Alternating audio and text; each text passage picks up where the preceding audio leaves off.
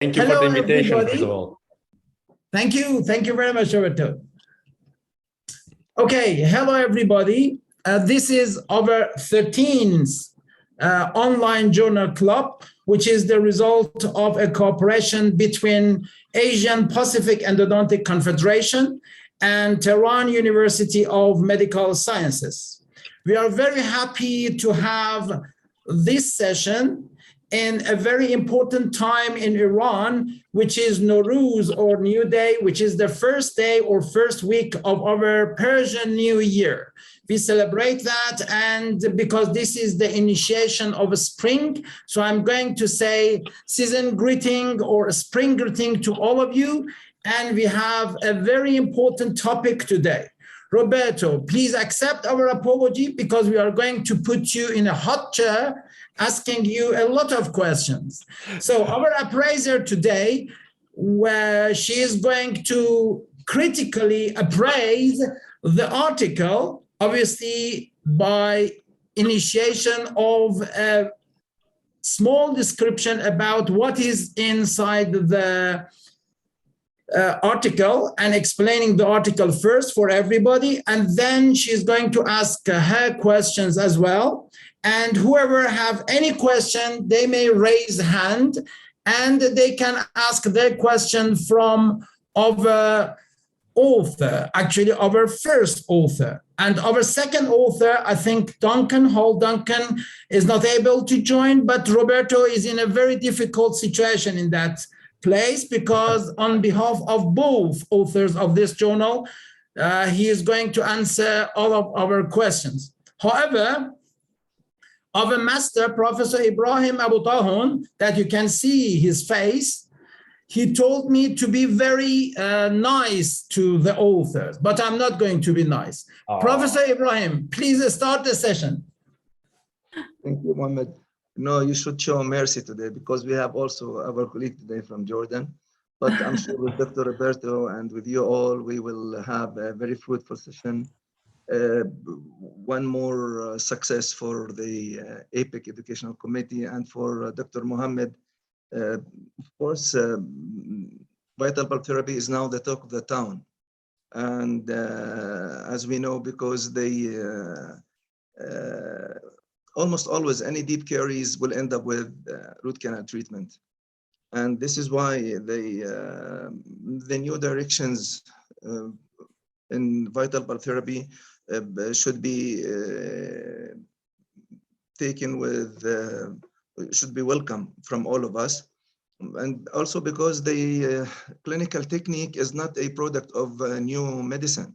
This is for the varying treatments for the tooth pulp during the last 3 centuries indicate this clearly, and hopefully let's start and then we will, Mohammed, continue our discussion. Welcome all. I want to welcome all my dear friends from all over the world, especially my friends from Turkey, Dr. Edmond Koyes, Dr. Roberto, all of you, you are most welcome. And let's start, Mohammed, our session today. Very much, and please introduce our appraiser, Professor Ibrahim. Our appraiser is assistant professor at the Department of Conservative Dentistry and Endodontics at the University of Jordan. She is graduated from, I think, University of Liverpool. Liverpool. So she is young, but I'm sure she will today give us a very good impression of our colleagues from the University of Jordan. Thank you so much, Dr. Okay, thank you very much. Sana, the stage is yours. Please go ahead. Okay, I'm going to share my screen now, and I hope it will be. And let me know if you all can see my screen. Yes, it's coming. On the presentation mode. Can you see it, Dr. Mohammed? I cannot see that yet. I don't know about others. We cannot see. Professor Ibrahim, can you see that? No? Maybe unshare and share it again. Yes, I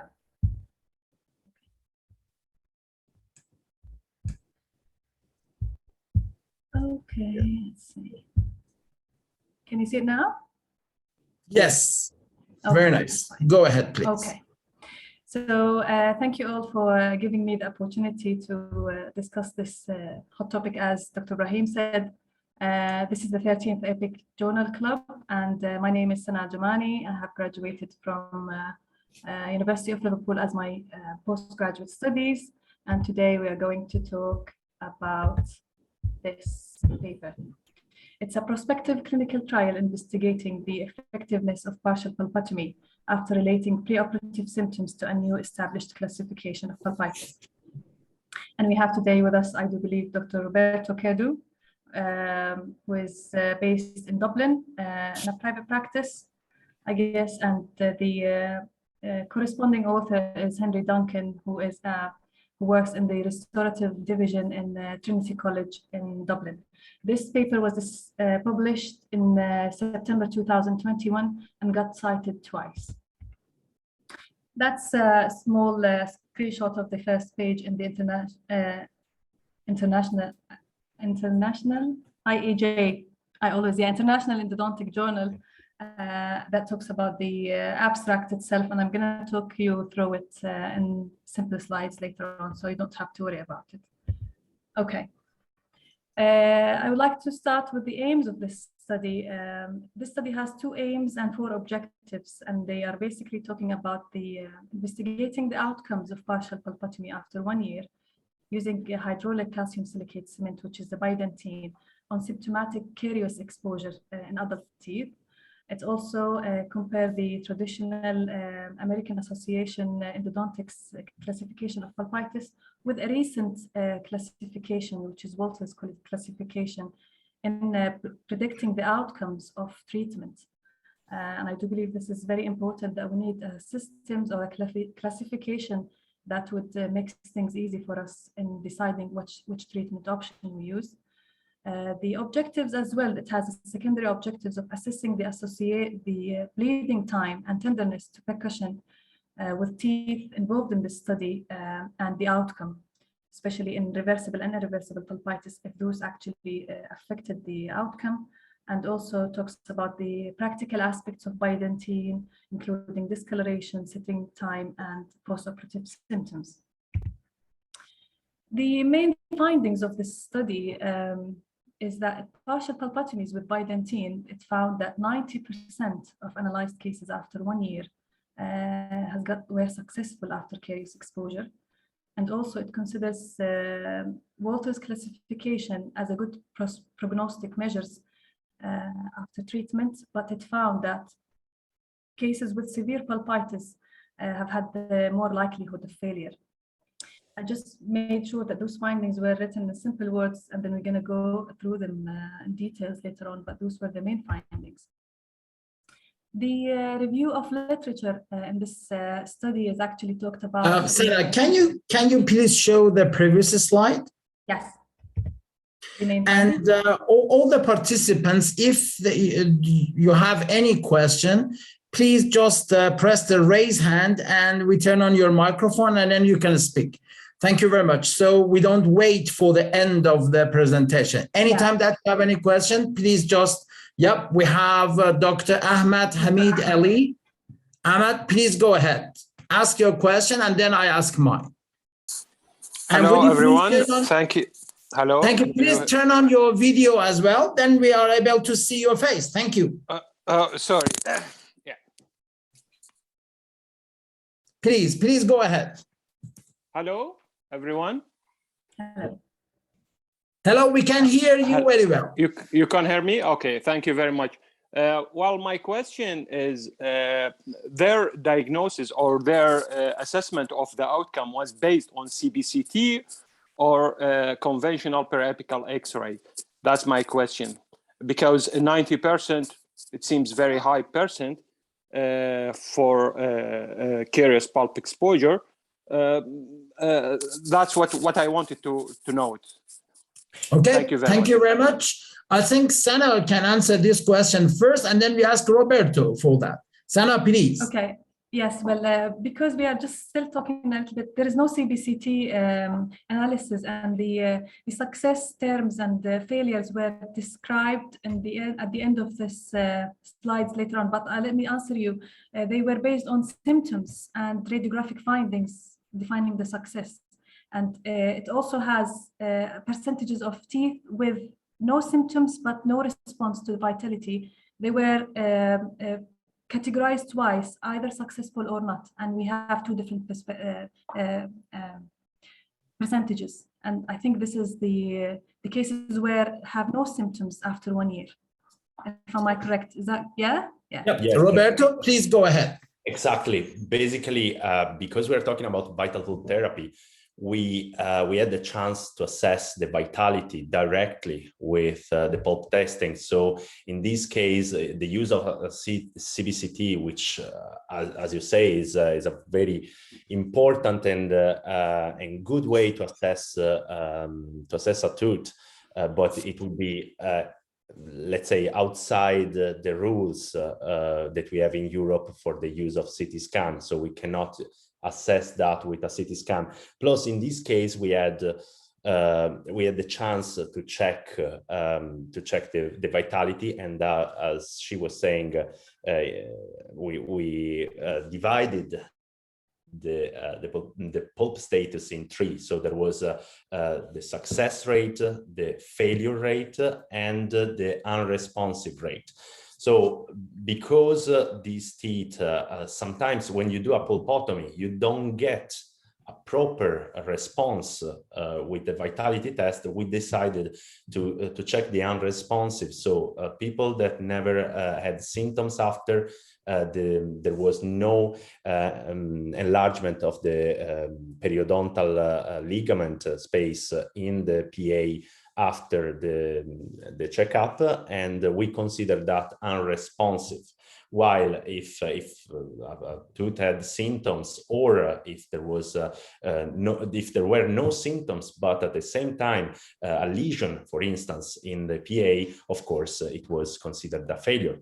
I know it can be difficult in this case to have a precise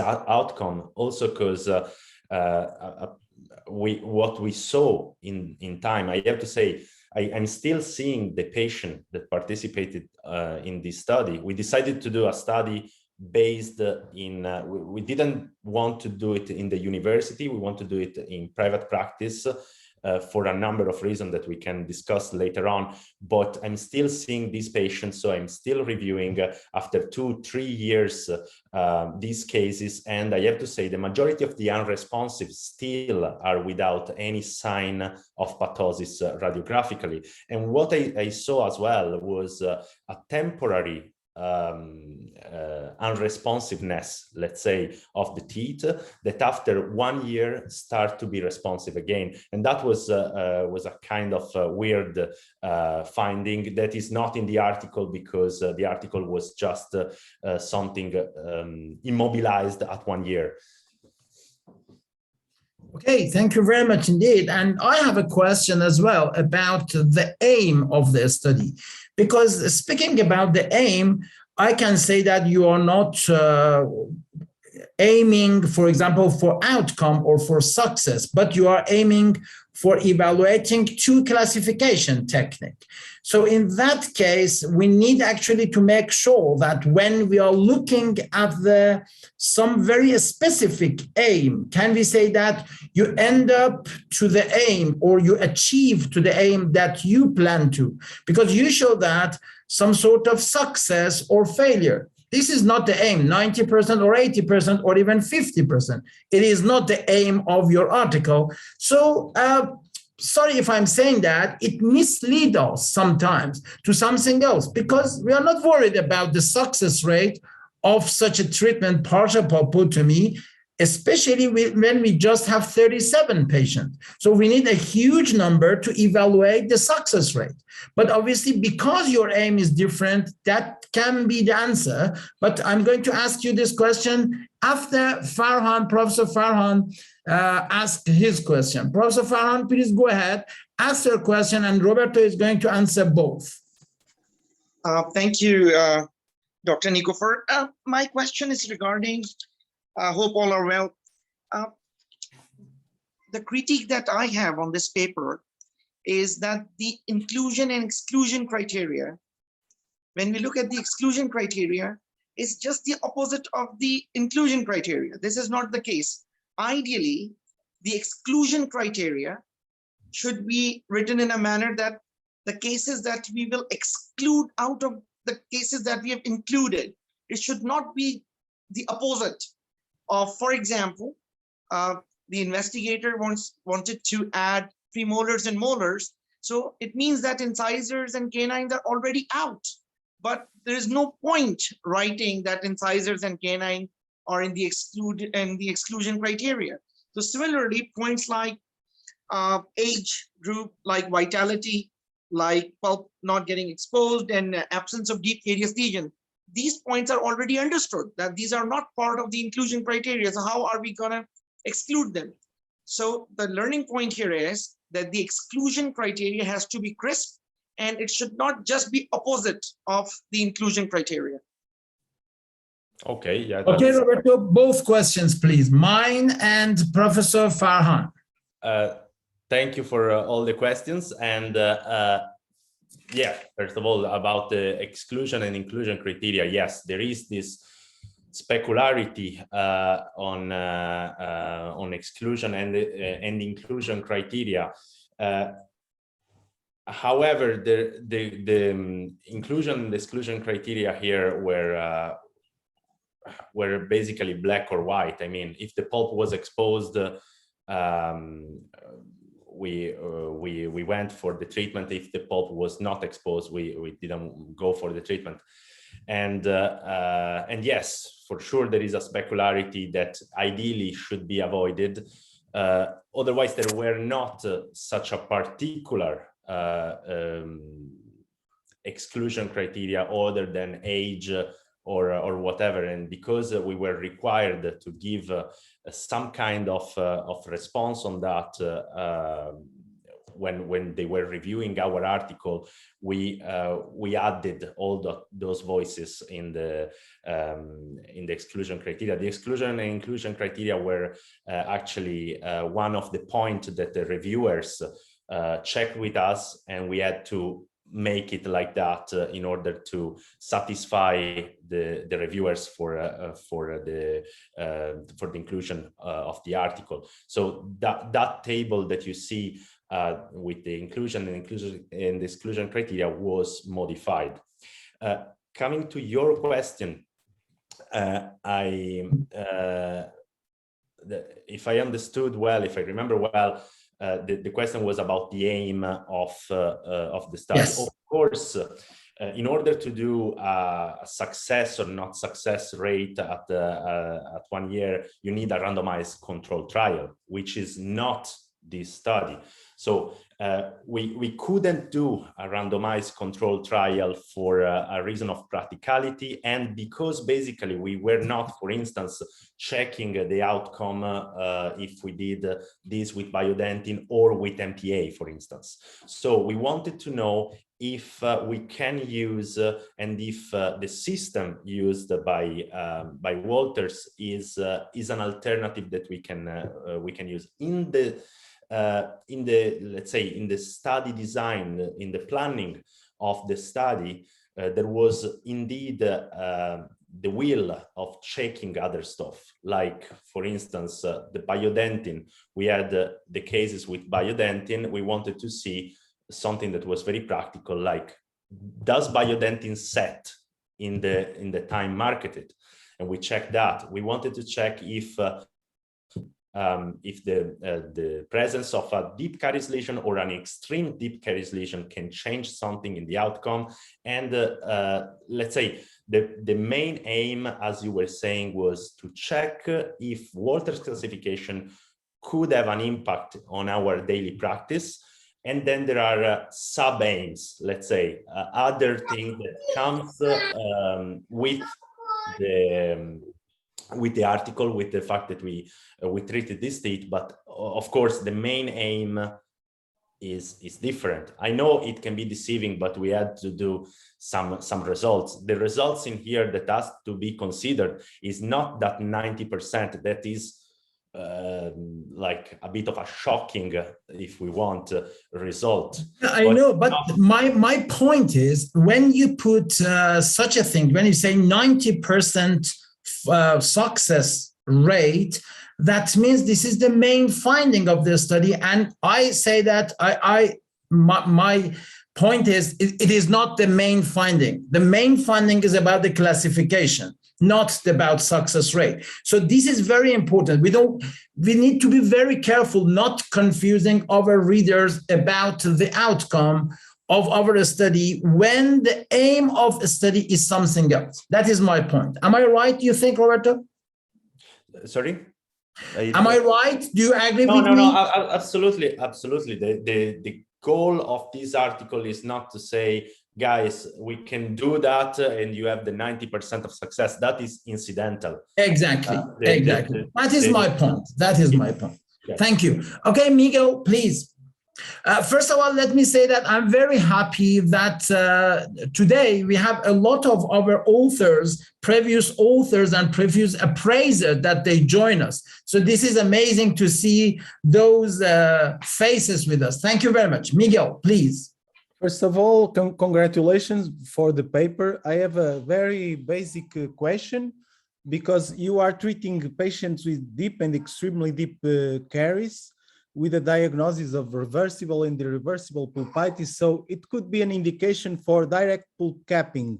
What is the rationale to go directly for a partial pulpotomy without even trying to do a direct pulp capping? And why did you choose to go directly for partial and avoid direct pulp capping and full pulpotomy? Basically is the indication. Okay, in order to standardize our cases, we needed to find just one single treatment. Because of the way this study is built, we needed to have the same treatment for all the cases. Now, of course, if the exposure, first of all, we didn't want to leave any decay there. And what we wanted to do is a non-selective caries removal. So if the pulp was like exposed in a very light way, of course the patient was treated in a different way. Now if we were exposing quite a lot of the pulp while removing completely the decay, this is something important. We were doing this study in my private practice rather than do it in the university, because we wanted to have a real life situation. Because in the university, let's say, we are a little bit more protected, and we can do studies on patients that are not private, that are not coming for you, and you're not risking too much. So in this case, we wanted to risk, and of course, if we saw that something would be unethical, like the pulp horn was slightly exposed, of course I don't include a patient like that in the study. This is why we had as well some dropout. We had to be ethical. So if the pulp exposure was extremely small, the patient was not included in the study, because of course we need to remember that there is a person under our care, and we cannot ethically do something that is not ethical. So what we were doing was standardize the process. We didn't go for the full pulpotomy. Honestly, I do very little full pulpotomies for a number of reasons. In this case, in this particular study, we didn't want full pulpotomies, because then you cannot assess anymore if the tooth is still alive or not. So we wanted to do a partial pulpotomy because it's more conservative, a little bit more demanding technically, but it's still give us a good chance to assess the tooth after the procedure is completed. And thank you for the congratulations. Okay, Miguel, do you want to add anything? Because Professor Abutahun also have some comment. Please, you go ahead, Miguel, please. Just a small comment, because I understand your explanation. It makes sense. It's comprehensible. But then I would like to see here in your experimental flow chart, in the cases that you excluded intraoperatively, you just show some cases that were not exposed and some cases with the necrosis. So then we should have some cases where you did expose, but the exposure was not big enough to include in this clinical study. Yes, we consider... For the clarity. Yeah, no, that's and transparency right. of the study. We consider that if I can see, like, the pulp is there, but I'm not penetrating into the pulp, we are considering it not exposed, even if there is a very gray area in this case where we are considering exposing the pulp or not. For me, the pulp is exposed if I can actually see it on my microscope. I can see that the pulp is there, and I consider that exposed. But if with my instrument removing the decay, I actually provoke bleeding or things like that, well, I'll go for the pulpotomy. Honestly, didn't happen.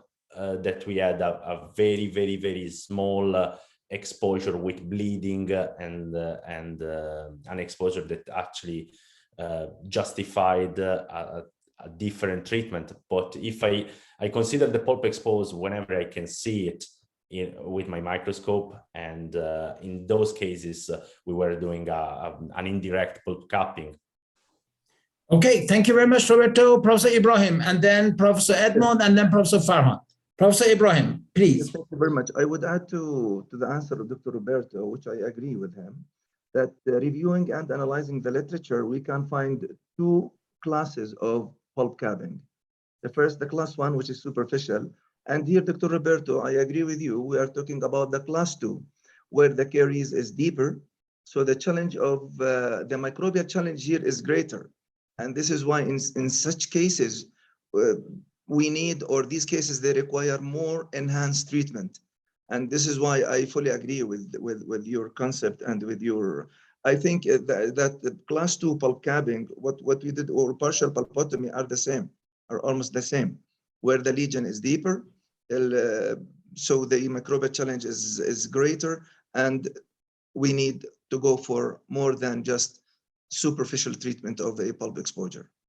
Yeah, but the thing is, we need to standardize the treatment, as Roberto said. So sometimes we just have to standardize the cases, and because we don't have enough idea about the success rate of each one, again, we need to go back to the comment that I said, is the aim of this study is not evaluation of the success rate.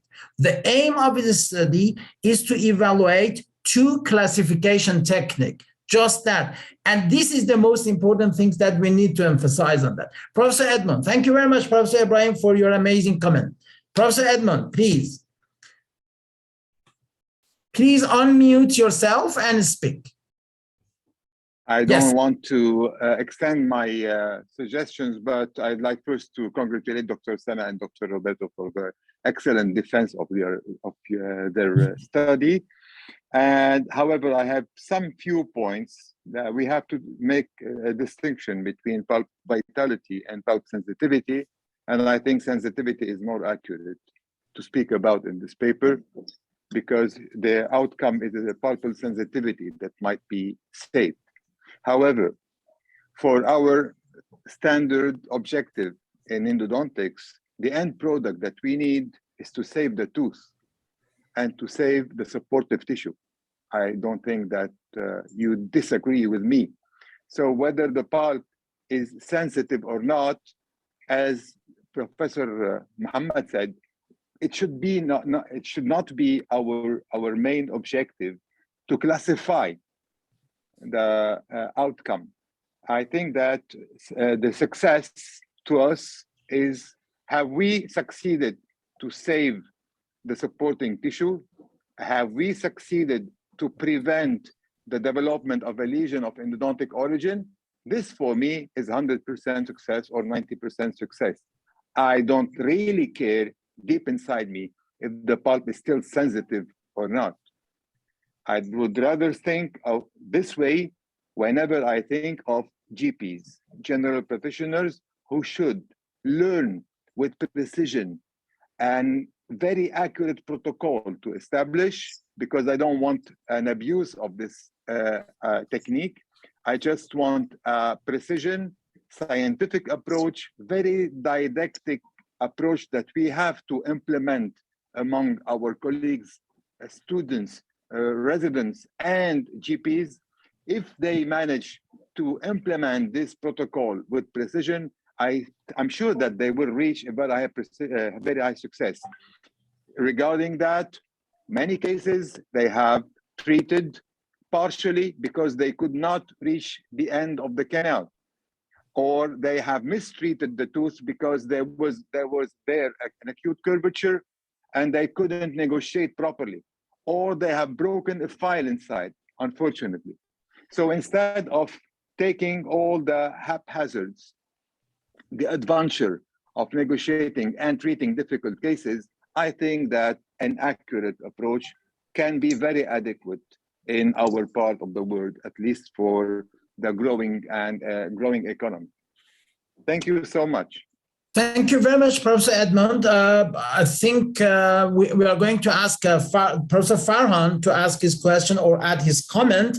Meanwhile, I'm going to say thanks to all of you to participate in these sessions, and to Professor Abu Mazer, the president of Jordanian Endodontic Society, and Professor Hossein Al-Huwaizi, the president of Iraqi Association of Endodontics. Thank you very much for being with us and supporting the sessions. Professor Farhan Rezakhan, please.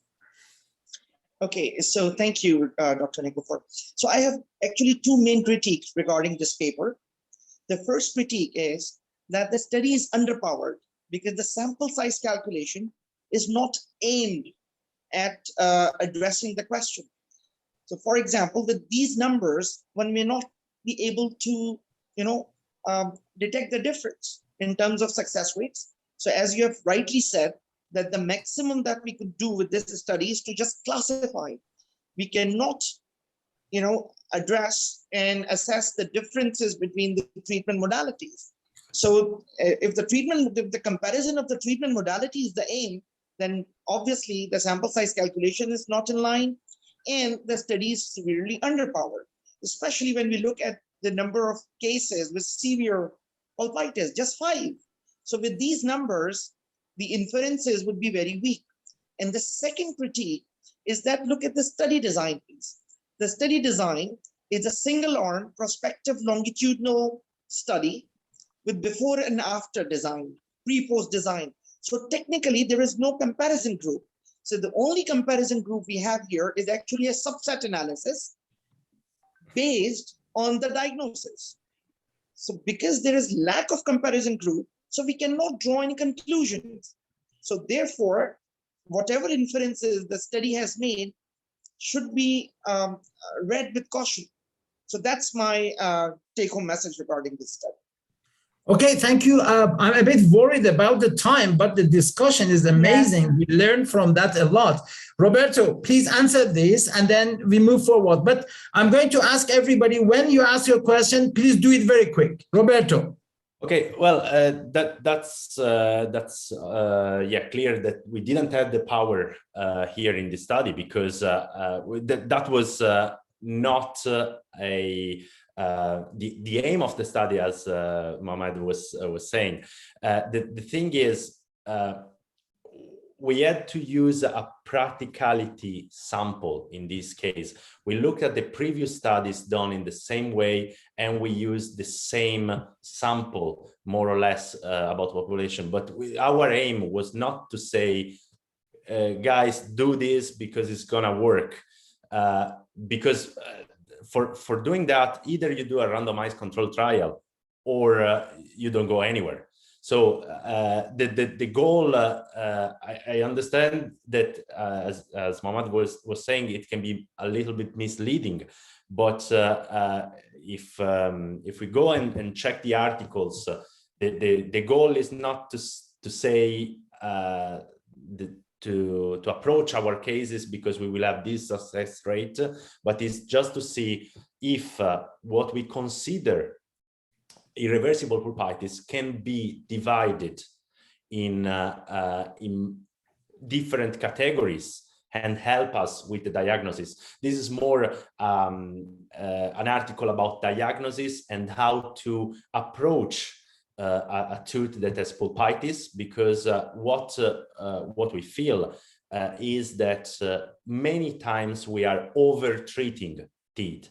We are treating teeth that we could save with a partial pulpotomy, with a full pulpotomy, or there are studies with randomized control trial on the stepwise excavation, for instance. And so there, in my opinion, a lot of cases where we go straight for the root canal because it's in our comfort zone could be like treated in a different way, and that was the aim of the study, to try to push in this direction for further studies. We know we're very aware that with these numbers we cannot create a sure pattern for whoever is reading to decide, okay, I do this treatment or this treatment. In order to do that and to do it in private practice, for sure, you need a multicentric study with a lot of patients and with a lot of operators. Okay, Roberto, thank you very much. I think this is the point that Professor Ibrahim also to raise. Thank you very much. And we have Mahal with us. Mahal, do you want to ask your question? But please do it in 1 minute. Mahal, please unmute yourself and ask your question.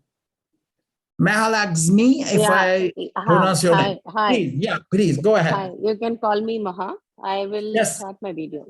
Thank you. I have very nice study, very interesting study, I would say. I have just 2 observations. Probably we are talking about the aim.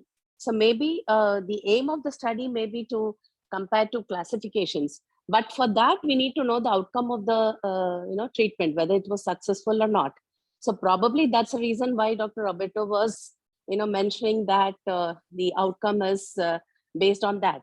My only observation was that there are some X-rays which show partial pulpotomy, wherein the entire pulp chamber was filled with biodentine. So in those cases, what was the sensibility test that was done?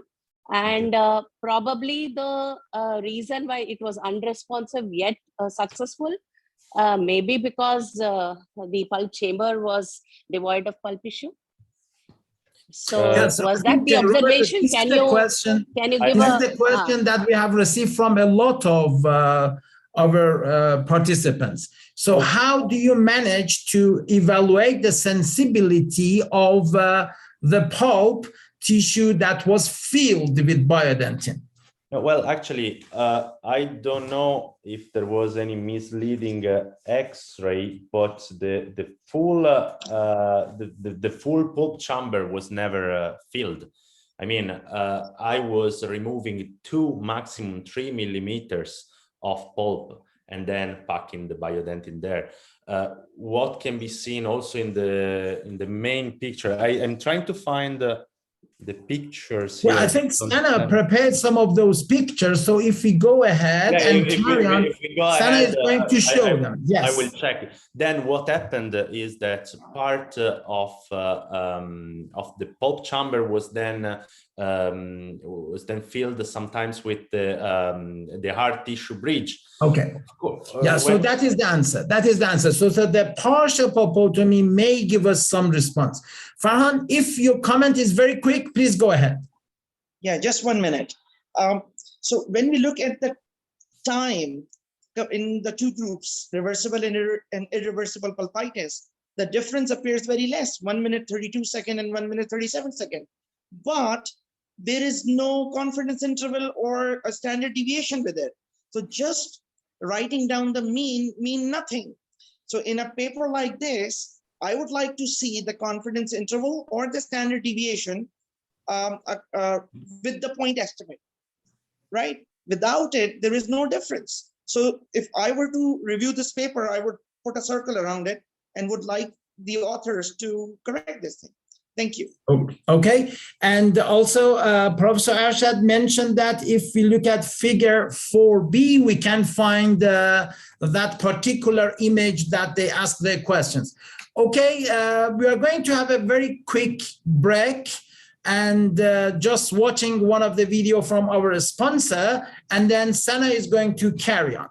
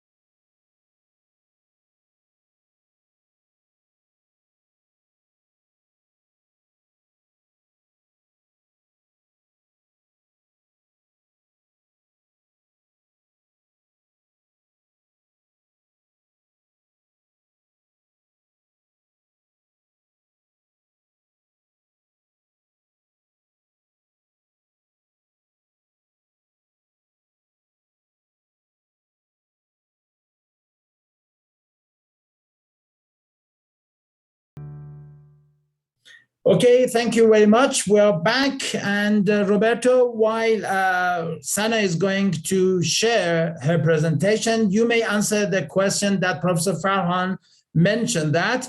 And before you go, during watching the video clip, we had a very amazing sessions, very amazing. I'm not sure you have seen that or not. We have seen a very young lady approached, and just we have amazing kiss between Burçin Arıcan and her child. That was amazing time, amazing time. Okay, Roberto. Okay, for what concern the timing, again, even if we had the standard deviation with such a small number, it won't give us a proper result.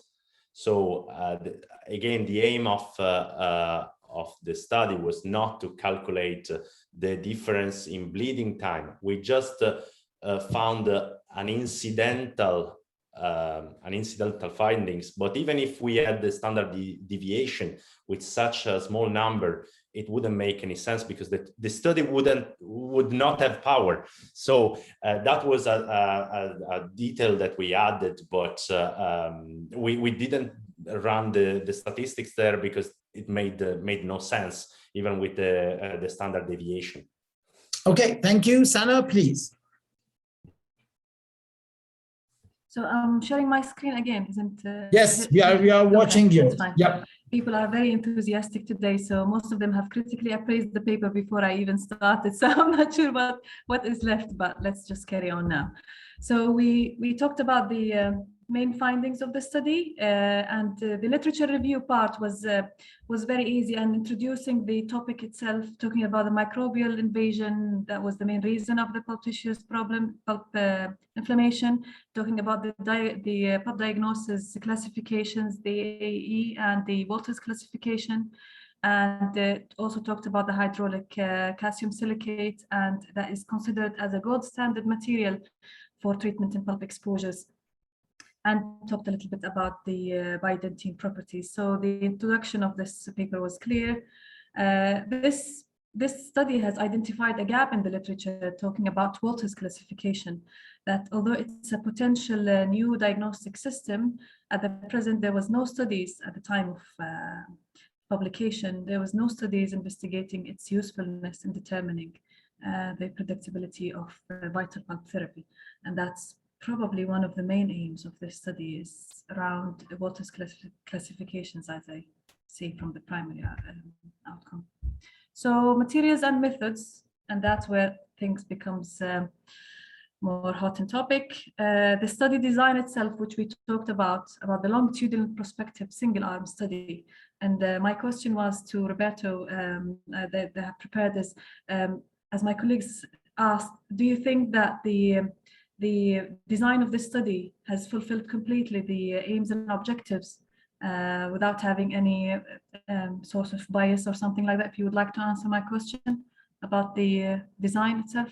Well, the design, now that I'm getting the feedback from a lot of you, thank God, yeah, is probably something that we could have changed, because it seems that it is misleading in some way. So probably we would have had to change the study design in order to make it clearer that these. So what kind of things that you would change if you repeat the study again? What would you change in the design? Honestly, I would make clearer that was a separate part. Of course, as someone was telling before, we had to have an outcome in order to understand if Walter's classification was useful or not.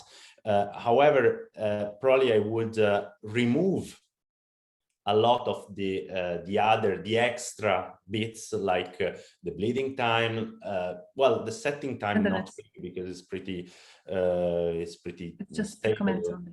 Yeah, but just leaving it as a comment rather than putting in the discussion, because probably that was something that was misleading for whoever was reading.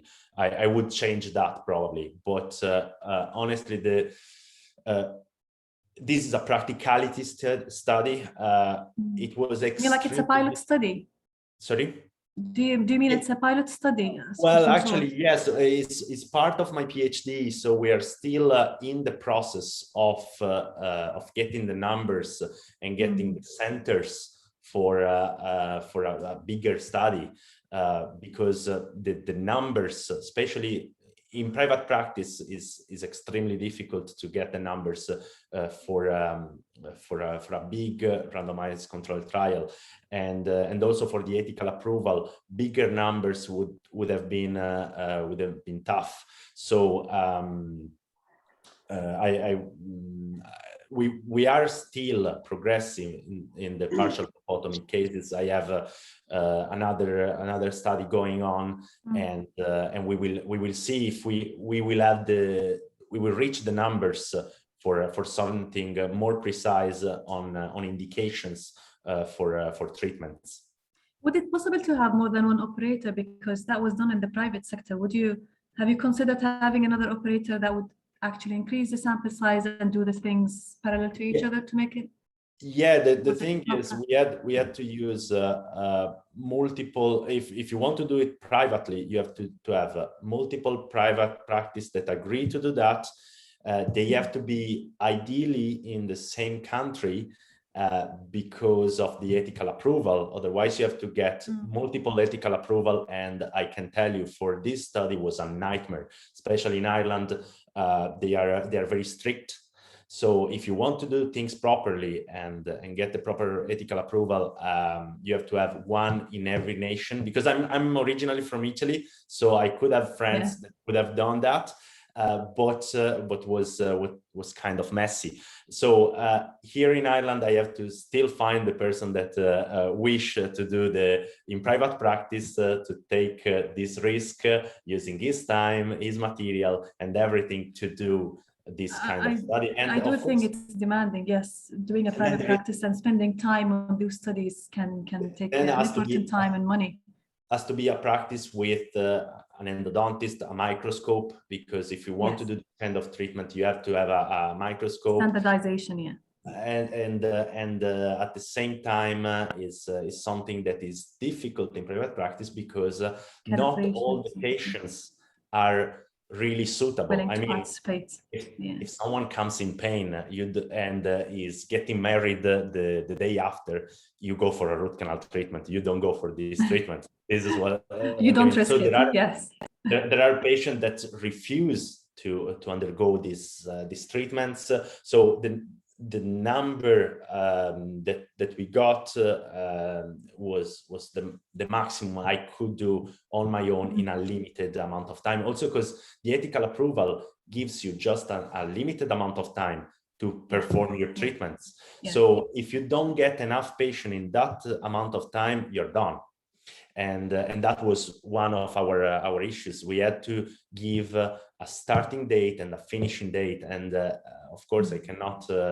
I don't know if the patient that will arrive is suitable, number one, and then if he will accept the treatment. That was a tricky part. You know what, I was just thinking the positive things about it is just you increase your internal validity of the study by having only one operator, that you make sure at least that you do things in a consistent way. And that's one positive thing. Let's just not be too harsh as well.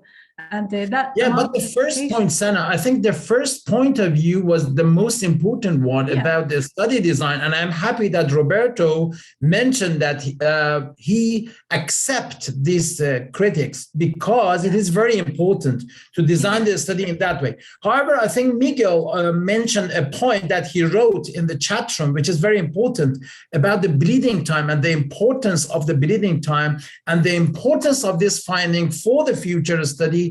He emphasized on that, and somehow it was in favor of what Roberto already mentioned. Professor Fahad, please go ahead, ask your question quickly.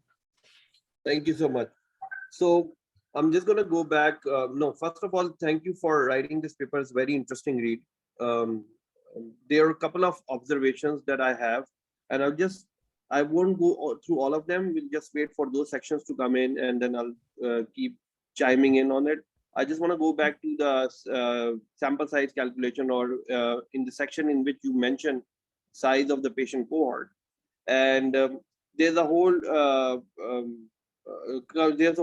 text about how this was calculated, but it doesn't really tell me anything. In the end, you write that it was a convenient sample size that was used, and I think that was the actually crux of it, that it was a convenient sampling technique that you used. And at the end of the day, how many patients actually were part of the study during that ethical time frame were included. So would you like to clarify this a little bit more? Because I found this paragraph to be very confusing. I read it 3 or 4 times. I couldn't really understand what you were trying to say in this paragraph. Okay, Roberto. Sorry, I don't know if I understood right. Please correct me if I didn't. So you were asking me about the size and how we calculate the size, right? And why we decided to that. Yeah, so that was my question, because in the end you do say that this was a convenient sample size which was achieved.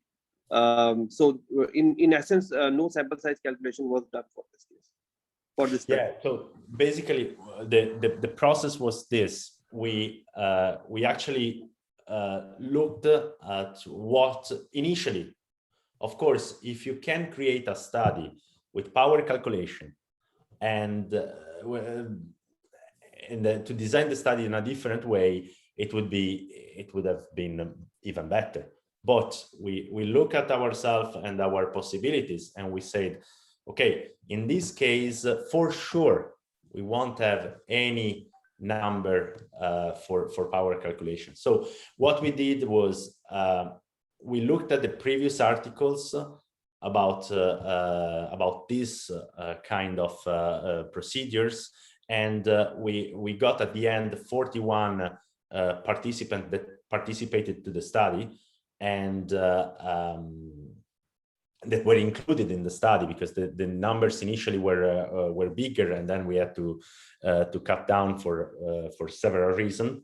And we saw that in line with the previous article. So the convenience sample comes from the fact that we were actually looking at other studies that were published in order to have the only consistency that we had in there was actually the confrontation with other previous published articles.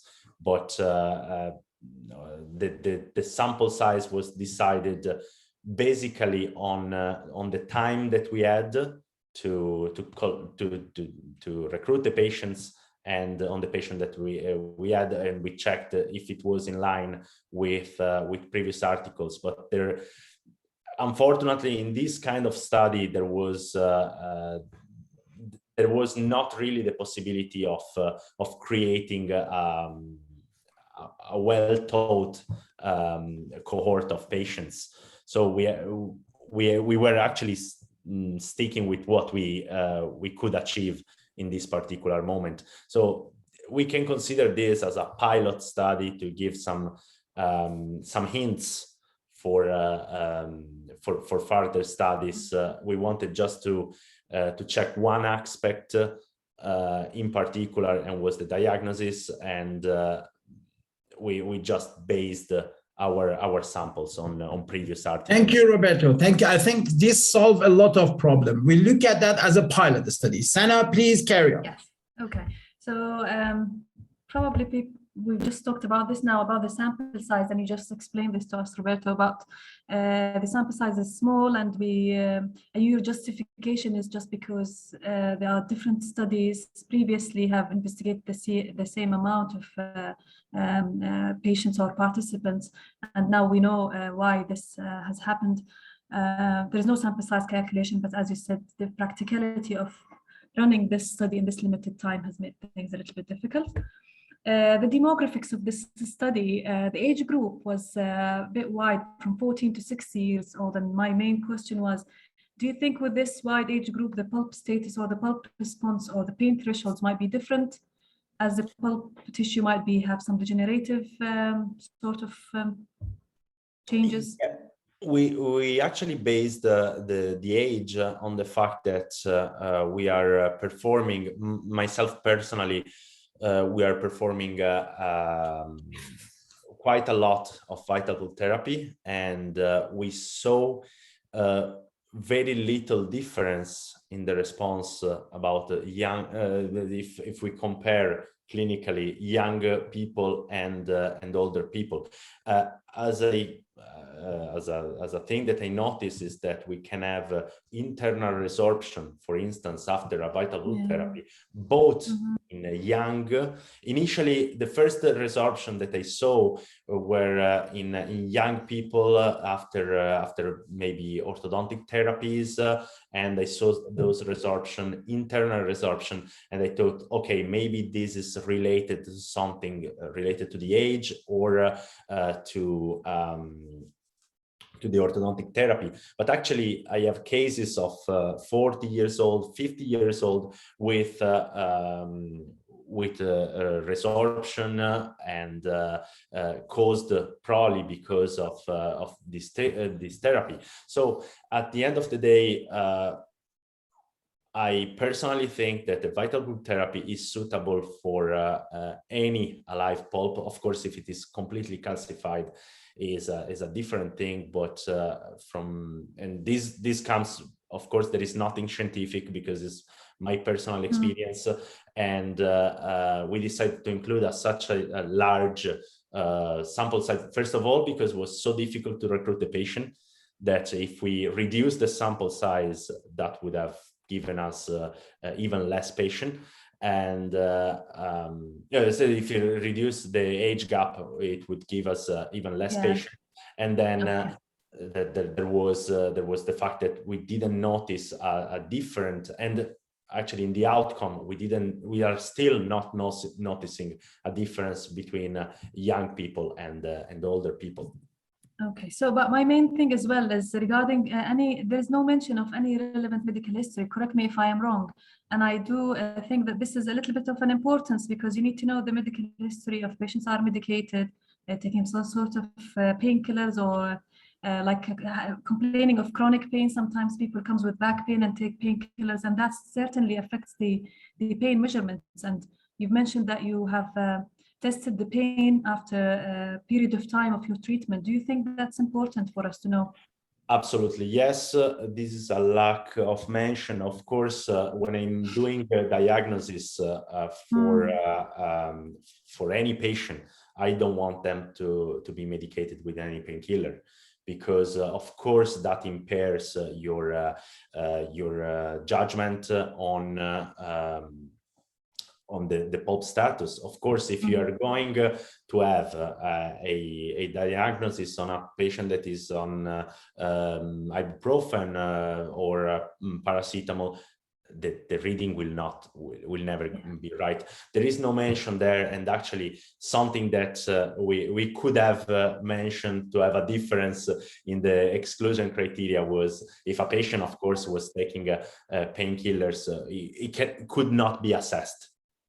Okay, Roberto, I think you were very lucky that none of us were your reviewer while you submit your article. Obviously, if you were there, you will be in a big trouble. Yeah, but this is why I would send you to Hal, not to me. Better than me in responding to these questions.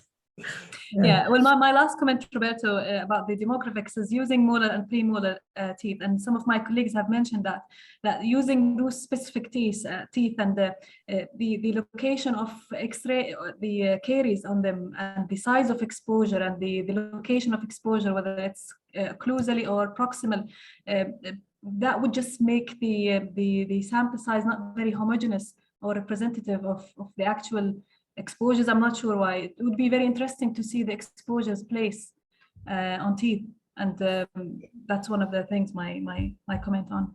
Yes, it can be done, but again, good luck in finding the right is extremely difficult to find the patient for this study. So we couldn't be too picky. If we wanted just the occlusal cavity, probably we wouldn't have 41 patients in the study, but after 5 or 6 years, we get very little amount of patients. Yeah, but I think the answer is this is a pilot study, and the aim of a study is not evaluating the success. So I think this is the main thing that we need to emphasize on that. Thank you very much. Sana, please. Yes. Now, inclusion and exclusion criteria, we've gone through this as well, talked about it. It's just quickly that the patient age group is from 14 to 60. You have excluded, like the exclusion and inclusion criteria were very clear, to be honest. Now let's move again to the next slide. And also, everybody, please look at the chat box. There are a lot of important comments from all of our colleagues. So because of the time, I'm not going to read them. Okay, so when you're moving to the patient assessment and operative procedures, the procedures have been explained clearly. So if we need to reproduce a study, we can easily go through these steps again. Nothing was vague. The actual pulp status was categorized according to Walters classification 2017 and AAE, and cross-tabulated, and we have a look at them the next slide. Lesion depth was assessed radiographically by one operator and then by another operator. And I would like to clarify this a little bit. Who was assessing the radiographs? Was it you, or you had somebody else with you? The majority of the well, actually all the cases were performed by me, but we were in touch with Prof. Duncan in order to first of all, we have to calibrate ourselves in order to understand what is a deep carious lesion or an extremely deep carious lesion. And that was done according to the ESE 2019, isn't it? Well, that was we actually decided to use as a practical thing in our study. Basically, is an extreme deep caries lesion when there is no radiographic sign of dentin between the decay and the pulp. While if there was some kind of dentin in between, we could consider it a deep caries lesion. And I have to say, this is extremely difficult to assess, because even among myself and Prof. Duncan, there was a difference in assessing. It was difficult to get the calibration right. Okay, what was the reason? I mean, if you had the, what was the problem of having this calibration of identifying deep caries lesion and caries lesion? If the what do you call it? If it was clear in the ESE, what made it very difficult for you to assess them? Is it the radiograph? The radiograph can have some shadowing, and plus we were actually, when we were assessing the X-ray, we were playing with the contrast and so on. So each and every one of us could play with that just to identify the decay. So a difference in color can be misleading. So that's why it was pretty difficult for us to have a constant calibration, even if at the end of the day we agreed on the measurement. Was not so easy for us to get the calibration. And according to the pulp vitality testing, you just mentioned using cold test. Have you considered using any other sensibility testing at all? We decided to use the cold test only, just because we wanted to have one test only, in order to do it in one go, and not to mess up with another electric test after the first procedure of testing. And that was the idea, because we could have done with the electric pulp tester, but we decided to go for just for the cold test, because we were a bit worried that mixing the two of them, we can stimulate the pulp in a different way in different moment, and we decided to go just for the cold test to have a standard way. Okay, there are two questions. Sorry, Sana. There are two questions. Professor Erdogan Parizgar, please go ahead. And then we have Professor Reddy. Erdogan, please. Well, okay, thank you very much. First of all, let me congratulate you on the published paper. I've got two questions to ask, if I may. First of all, how did you define success in your study? I mean, what measures did you take into consideration in order to call it a successful treatment or a successful outcome for that matter? Was it, for example, clinical signs, or you went for hard tissue formation as well, dentinogenesis as well, and so on and so forth? And the second one, were the teeth with apical periodontitis treated exactly in the same manner with the ones without apical periodontitis, since there were irreversible pulpitis, as you know, and in some cliche, I mean, X-rays, you might have seen some signs of apical periodontitis. Were they actually treated in the same way? Thank you very much. Thank you. Thank you. Coming to your first question, we just checked if the teeth were responsive to the pulp test, so if they were sensitive to the vitality test, and that was, of course, considered a success if the response was within the normal ranges, and if the periapical X-ray didn't show any sign of pathosis, that was considered a success. Then there was another unresponsive group where there was no sign of pathosis in the PA, no symptoms at all, and the symptoms disappear from the from the moment or the day after there we did the treatment, and then the unsuccessful cases were every case with symptoms and with pathosis. So at our review, if the tooth was necrotic and there was a periapical lesion, of course, that was not a success. If the tooth was a tooth that was giving symptoms after a while or was not settling, basically, that was not considered a success. So there was a group, the unresponsive group is probably the most difficult to assess, and we will have to see in years what's going on. But we couldn't use as a standard to check if the success was there or not.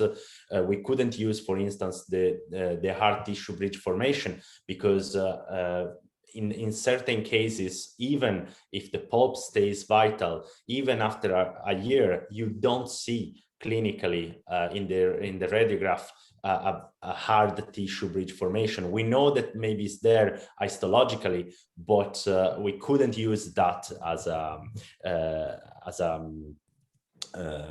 way to assess the outcome of our treatment. And I'm sorry about the second question. Can you repeat, please, the second question?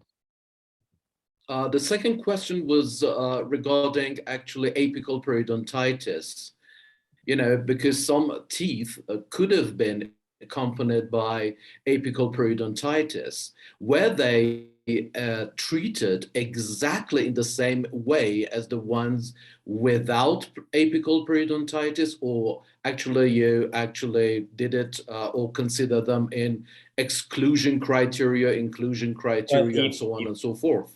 If there was a clear apical periodontitis, like with perioapical radiolucency, the teeth were excluded from the study altogether. So if we saw at the start an apical radiolucency, the tooth was treated with a root canal treatment. So we excluded all the cases with a clear apical periodontitis, even if sometimes we know you can have one root that is completely necrotic, the other one not. So the tooth may be responsive, but if we have an apical periodontitis in and a periapical radiolucency in any of the roots, basically it would be excluded by the study. Yeah, Roberto, I think this is the point that Sana also mentioned by using just a cold test. And in the chat box, I can see a lot of comment about this, that it is not possible just to use one test and use that for all the cases. That was actually the main question of many of our participants, that also I think Erdogan mentioned something about that you already covered. So I think it may be good to emphasize on just why you just use cold test, and that can be a limitation to your study, maybe. Yes, but if we get the two tests, our worry was to have different readings in the two different tests for the control group, for the actual follow-up. So we wanted to stick with something that was always the same. The most common used technique to assess is the cold test, and we decided to stick with that because we would have different variables after. Imagine the reading of an electric pulp tester can give us different values if it is done on a vital pulp therapy, and we may have the situation where with the electric pulp testing, we could have a reading that was giving us vital, and then with the cold test, no. So we had to pick one.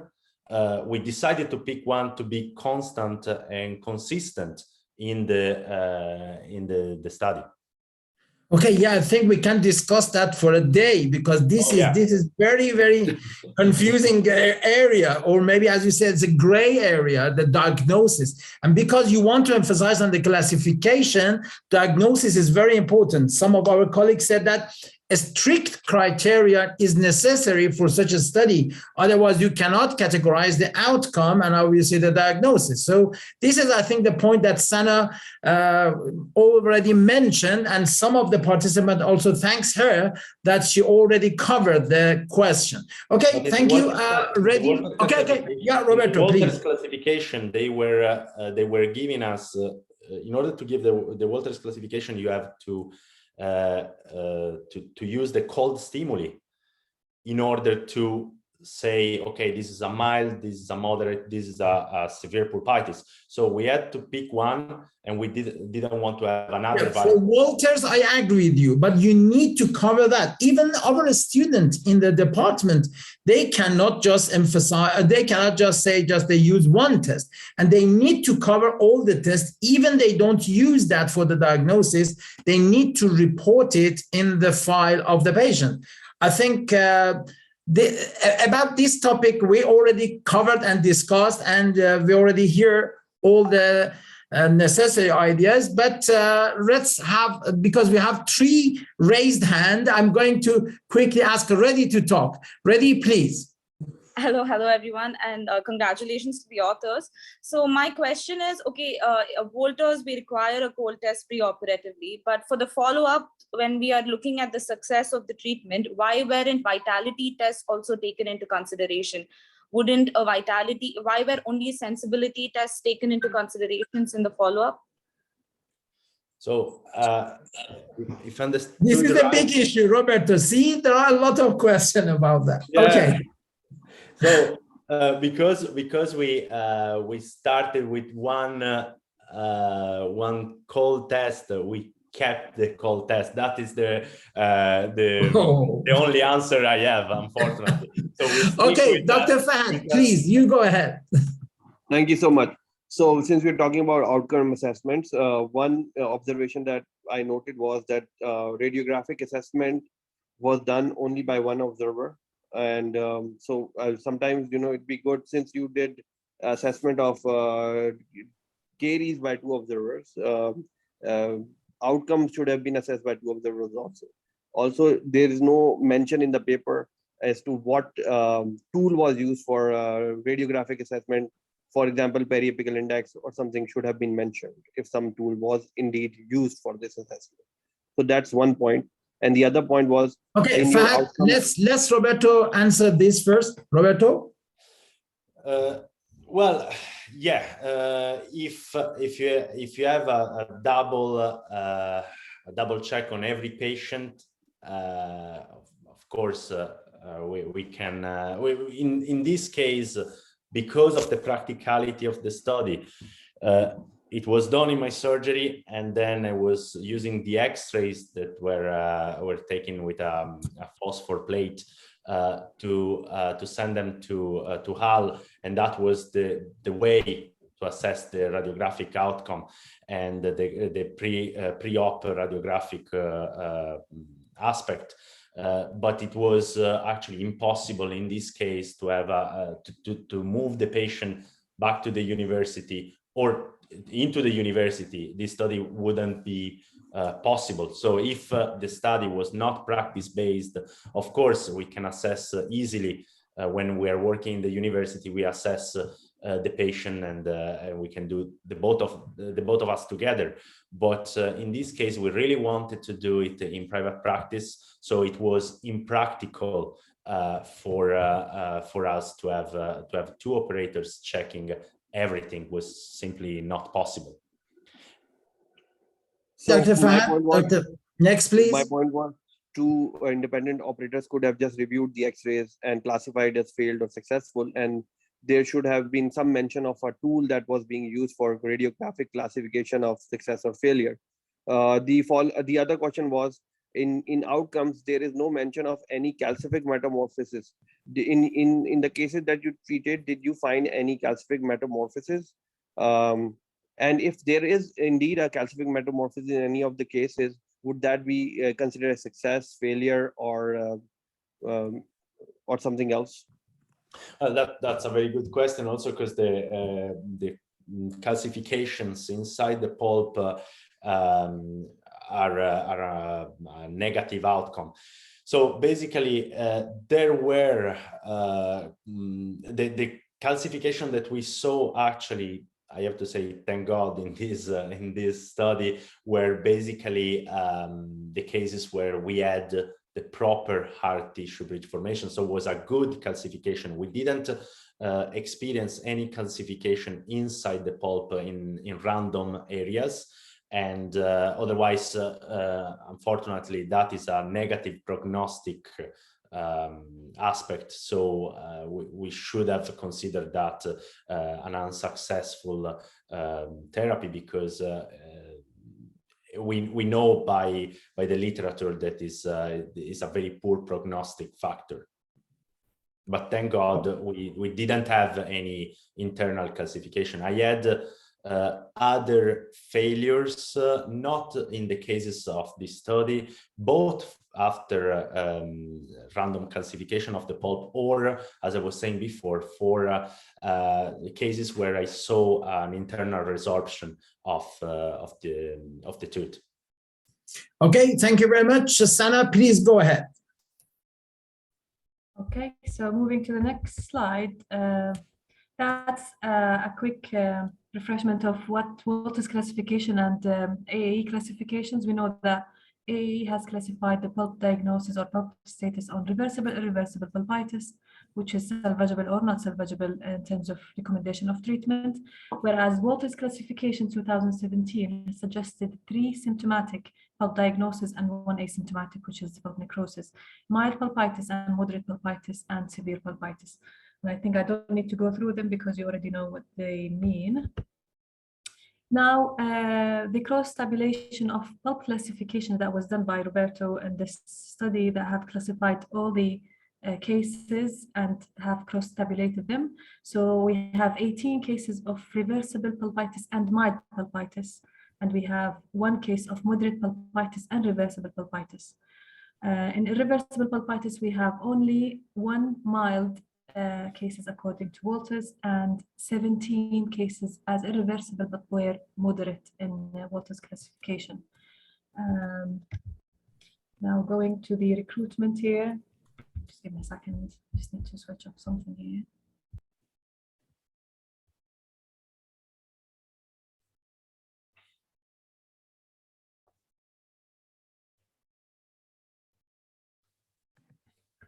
Okay. Recruitment of this study, we have the recruitment chart in the next slide. We have included 62 studies and excluded 11 for a reasonable reason. The allocated to partial pulpotomies with bidentine were 51, and they have 10 patients lost to follow up. So the intervention teeth analyzed were 41 teeth in total. I'm not sure if that's very clear, but the teeth that were excluded from the study were because after removing of selective caries, there were 7 cases were not exposed pulp and 4 teeth were evidence of pulp necrosis identified. And in the allocated cases 51, they have lost 10 participants, did not attend the follow-up. So the intervention were only analyzed in 41 cases. The data collection consent was completed prior to the study. Pseudo-anonymized data storage, which means that the data collected by Roberto here and it's stored in an encrypted computer by the principal investigator. Were you afraid of having some sort of bias while collecting data, Roberto? What was the implications of this? Was it just that was a part of the requirement that we were asked to use for the ethical approval as well. So we needed to provide for what we were asked to the data collection and the fact that the samples were held, not the samples, sorry, the data were held in a particular computer, encrypted, and so we decided to create a pseudo-anonymized data storage, so in a way to avoid, if it is possible, bias. So it was something to add a little bit to the study. Oh, very nice. This is very novel.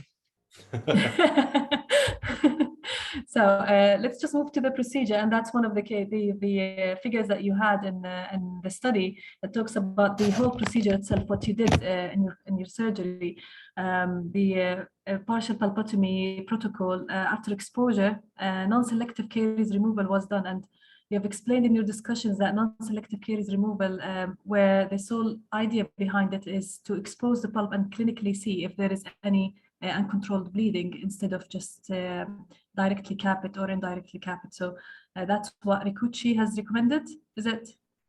Well, Rikuchi is a fan of the complete caries. Yes. Not like Biondal or... Yeah, Biondal instead is on the opposite side. They want to leave some affected dentin, and honestly, by formation, I tend to remove all the decay. I don't like to leave that. Yeah.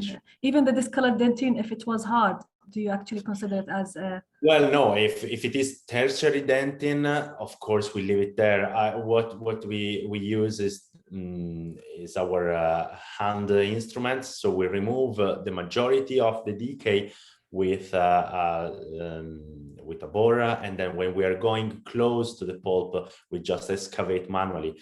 Now, of course, if we find a firm sound dentin, even if it is very brown, we leave it there. Otherwise, it would be actually an overtreatment. So your hemostasis was achieved after several minutes by using sodium hypochlorite irrigants, which is 2.5. Have you considered using a less concentration just to make sure that the cytotoxic effect of sodium hypochlorite, or just followed? I actually not. We wanted to have, we are talking about cariously exposed pulp, so we wanted to have the maximum of effect on the bacteria. Of course, we didn't use the 5.5% that we used during the root canal treatment, but we found a middle ground. We found that it was good enough to achieve hemostasis, so that was our goal. Well, as we have been taught in irrigation, that using the sodium hypochlorite of 1% for a longer time can technically give you the same effect of having a higher concentration for less time. But just my question was just to know why did you use the 2.5? Did you actually see that this percentage has been used by previous studies, or that was not you didn't really compare that thing? Well, the concentration, there are a few studies that use the 2.5 concentration. Okay. There are other studies that are doing 1% or even 0.5.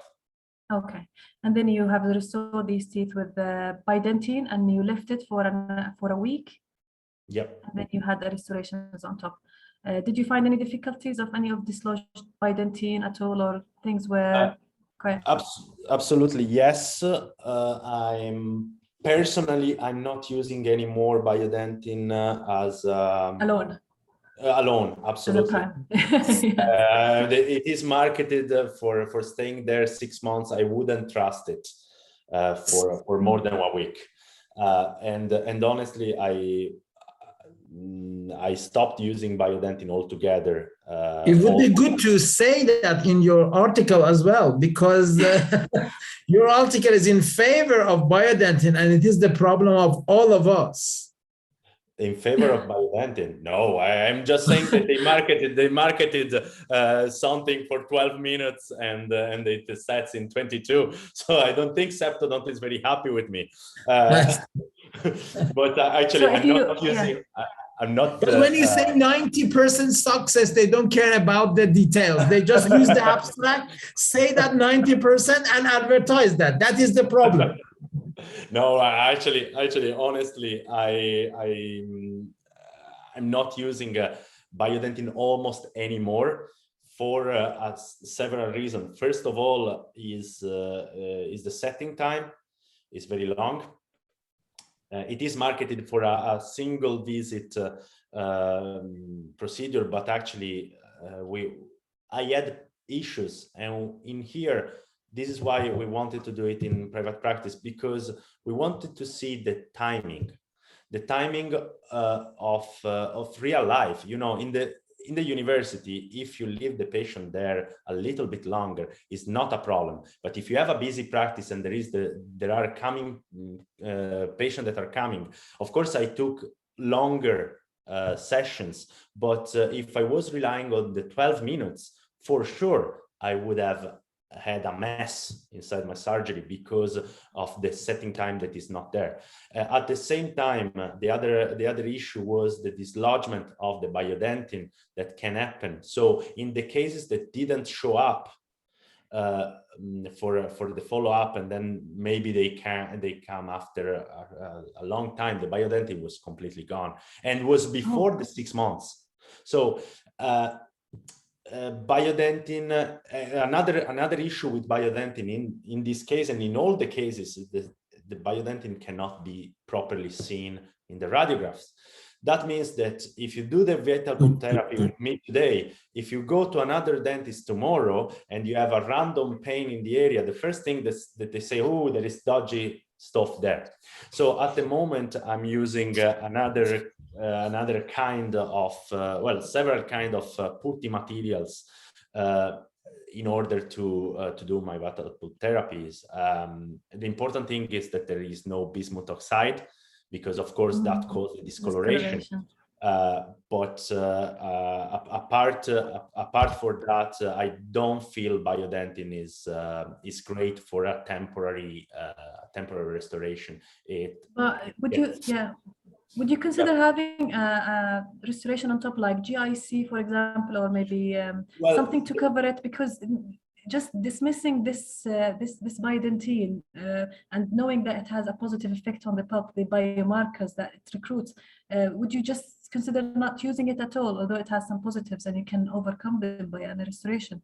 Well, I have biodentin in my practice, and I use it sometimes, but the thing is, if you put GI on biodentin, of course you have to have at least 3 millimeters of biodentin. Otherwise, the GIC interacts with any bioceramics and cause an issue in the actual material.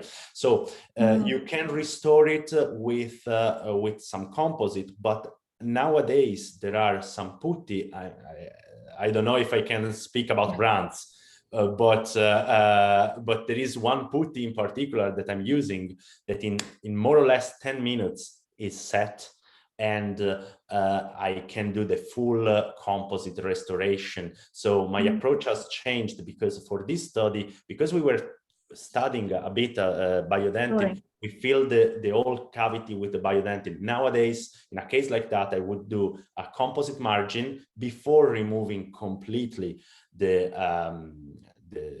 decay, and then I would go directly with another product, and then complete in one session Roberto, I think this was a question by one of our participants, that they asked why you don't restore the tooth permanently at the same time. That I think about biodentin, you already covered that question. That is not possible with biodentin to permanently restore the tooth at the same sessions. But there is also a question about the cross tabulation represents only 42 cases. Any justification for the mismatch in the number? Sorry, the 42 cases? Yeah, they say that the cross tabulation represents only 42 cases. Should be 41, actually. Yeah, but I think in this, is it 41? It looks like a mismatch in the number.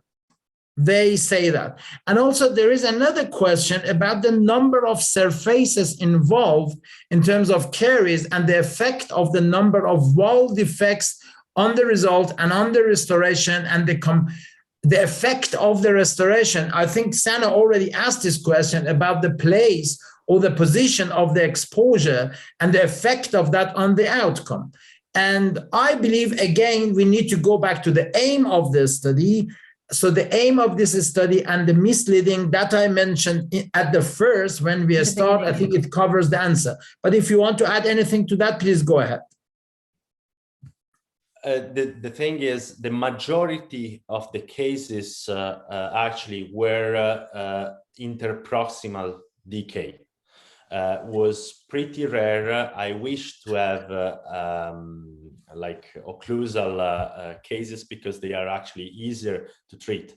But the majority of these cases were cases like that, where the cavity started on an interproximal wall and affected the the point, Roberto, the point is you should mention that, or you should even statistically analyze that, and also analyze the effect of that on the success as well, which is very difficult with this number of cases, obviously.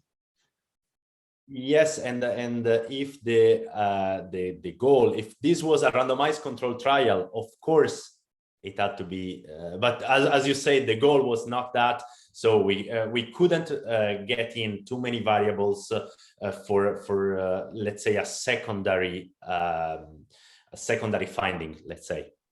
Okay, thank you very much. I think we are at the end of 90 minutes discussion, and it is very long, very, very attracting, very hot discussion.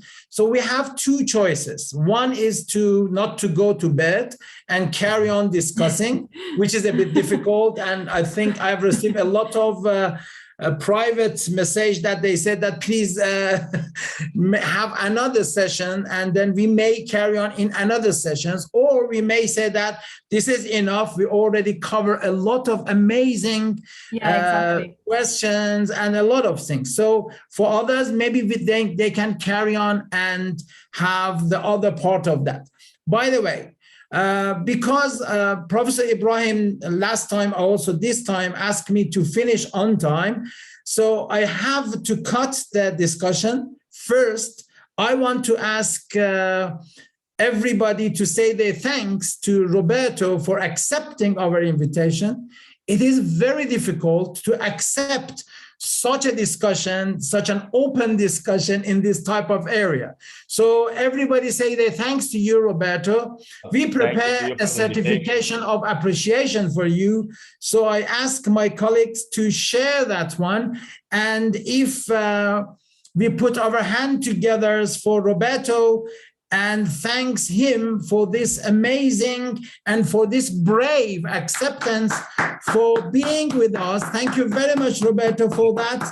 You did a great job. You did a great job for publication such as things. You are very brave to do such a things. Believe me, we all researchers, and we know the difficulty of publication of such a things. And I'm sure that in the future, you also get a lot of message from us for the future publication, and you are going to use them. So if you want to have a comment or a last comment, please go ahead. First of all, thank you so much for inviting me here. I hope in the little that I could to shed some light on the article. I know that is a controversial article. That is there are difficulties in whenever we are doing research. It's very difficult, but it is me that have to thank you, because to have this chat and to have this feedback, it is something that helps the research, in my opinion, because it's difficult to find someone that point out the areas where you may be missing something, and in my opinion, this is the goal of a researcher, having someone that points out, in here we can do better, because at the end of the day we are doing research for the progression of our profession, for increasing our knowledge, the knowledge of the colleague, and ultimately the satisfaction of our patient. So I want really to thank you for the invitation and to organize such a beautiful meeting.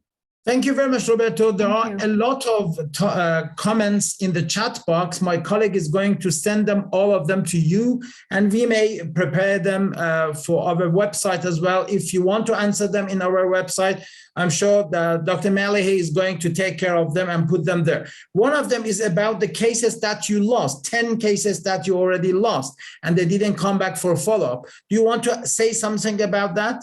Well, yes, the cases lost are the cases that, the pain is gone, I'm not coming anymore to the dentist.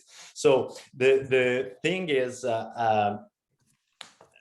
those were cases that didn't come up even for the permanent filling sometimes. And they came after months where the biodentin was not there anymore. So this is something that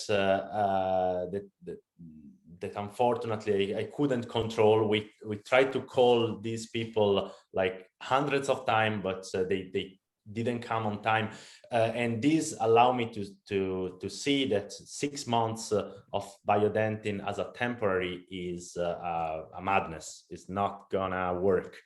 So if you cannot see the patient on time, consider the fact there is a huge chance to have the procedure that is not going to work. But the thing is, when you lost 10 cases, you need to do some special statistical analysis, because they may belongs to the group that you have unsuccessful treatment or successful treatment, because you are not sure about that. You need actually to do such a things like that. So a statistical analysis for lost cases is very necessary. I think people already mentioned that. Yeah. So good to do that. Okay, let's also share our appreciation to amazing appraiser from Jordan that we already have today, Dr. Sana Abdullah. You did a great job, Sana. You already covered most of the questions. And this is important because you already covered them in a very, very scientific way. Thank you very much indeed. And you have our appreciation from all of us, honestly. Thank you very much, Sana Abdullah, for that. Thank you very much indeed. And we wish you all of the best. And obviously, this network can help us for a very good discussion in the future as well. So today, I was a bit surprised that Professor Arshad Hassan didn't say anything, but he already put a lot of comment for you, Roberto. Professor Arshad is one of our very talented professors that we have between us. He always asks a lot of questions. So I want to ask him for the last word to have some comment for you. Professor Arshad. May I? Well, thank you. Please go ahead. Thank you very much, Roberto. Thank you very much, Professor Nico, for actually, I didn't want to say anything because already there were so many people asking so many questions and bombarding Roberto with so many questions. So thank you a lot. You are our big gun, but you were quiet today. I was hiding my guns because there were already so many questions. I was worried about Roberto. This day might come to each and every one of us, so it's better to be wise and think about that day as well. So, actually, I wanted to first of all congratulate Roberto on such a wonderful topic and for his journey as a PhD scholar, because I myself am also doing a PhD-based research, and trust me, it's really difficult being a university professor, doing a full-time university job, and doing a part-time PhD. It's really difficult. So, Roberto, you're doing an amazing job. Our thoughts and prayers are with you, and thank you very much for accepting the offer to be to come to this platform and share your research. I just had one comment about your paper, and I shared that in the chat box. Can we combine the extremely deep carious lesions and the diagnosis of severe pulpitis and present it as a contraindication for vital bulb therapy? What do you have to say about that? Well, I would not consider a complete contraindication, because if we look at the again, unfortunately, we are talking about the outcome here of the study, and we don't have the numbers to talk about outcome. But combining in here, I have to do something quite non-scientific again, and add my personal experience. And I've reviewed loads of these cases of this study, or of 2-3 years, and I have much more done before and after. And what I saw was that basically what changes really, in my opinion, is the classification. When we have a severe pulpitis combined with the deep carious lesion, yes, with an extremely deep carious lesion, yes, at the end of the day, the numbers are there to tell us that probably it's better to go straight away for the root canal treatment. But if you have an extremely deep carious lesion and a moderate pulpitis, according to Walters, I've seen a number of good results that justify the avoiding of the root canals treatment. So I'm actually avoiding many root canals that in the past I used to do. Of course, there is another thing, and it's something that again, the fact that was in private practice made the difference. You pick up your patient. You don't want to do this treatment on a patient that, especially in a country like Ireland, where the medical legal problem is quite important. You don't want to create a situation for yourself where you do a vital pulp therapy and then you end up in court. So at the moment, it is still it is changing, because if we look at the guidelines of the European Society of Endodontology, in 2006, we were recommended to do vital pulp therapy just on sterile exposures. So when there was a trauma. Now in 2019, there is a new article that, and with the new guidelines, we are recommended to do a partial pulpotomy in a class 2 exposure. So something is changing. In my opinion, the thing that we wanted to do a bit was also raising some awareness, because there are different countries with different legislations as well. So in Ireland, difference from Italy. In Italy, the guidelines are not so strict. There is a different way to judge if you did a correct job or not. But in Ireland, they look at the guidelines. So the guidelines are there, and they are pushing for vital pulp therapy a lot, but we are still stuck with a system that is binary. So it's reversible or irreversible pulpitis. So how can we really discern? So the idea of this study was, let's start to have a look at what can be another classification system. Let's see if there is a way to make more predictable our treatments. But coming back to your question, I would follow much more the distinction about severe or moderate pulpitis for the Walters classification as an indication of the outcome of my treatment. Of course, there is. Yep, sir. Yeah, I was just trying to compliment you on one part of your study, that if we were actually a little bit more critical on various methodological point of the study, whereas the take-home message should have been from today's study was that the fact that you have given us a new perspective, a new way of looking at pulpitis, and that's the main part that probably a lot of people missed. That this was probably the first study that looked at the definition and diagnosis of pulpitis from a very fresh look. And I was just wondering, Professor Nicofor, I would like to ask you, and would like to have your input and the input of the other professors who are in the group as well. What it would take, what would it take to change the actual definition of pulpitis? Because we have been with this definition, the binary definition of pulpitis, for a little bit too long now. The world has changed. We have got a lot of new innovation, a lot of new understanding. And now I think it's time that we have a change in the definition as well. So your thoughts, please. Yeah, definitely. I agree with you that we need that. And I think in the recent publication from a lot of authors, they already mentioned the lack of good classification, lack of good diagnostics tool for that. And I think Roberto tries to show such a thing. And the reason that I said, if we change the aim to the outcome from the emphasizing on the classification, is this misleading because of that. So Roberto did a great job, but he needs to emphasize on the importance, as you said, the most important take-home message from today is the importance of good diagnosis, good classification to give us a perfect idea for the guideline, for a better guideline that Roberto already mentioned that. So we are going to finish the session by 3 talks, 3 quick end talks after Professor Arshad. Thank you very much.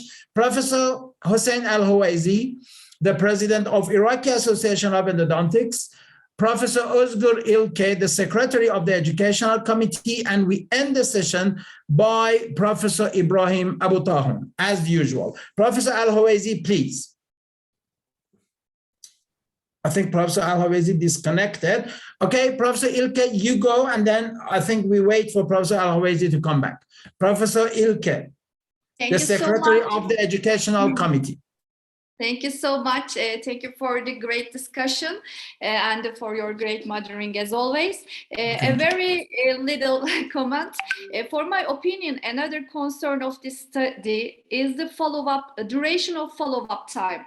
Maybe the results would be different if it is longer than 12 months, I think.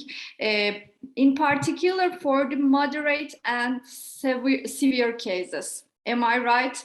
The follow-up duration is maybe not adequate for this type of the study, because the more realistic indication for severe cases, I think, is root canal treatment. Maybe for the moderate ones. For my opinion.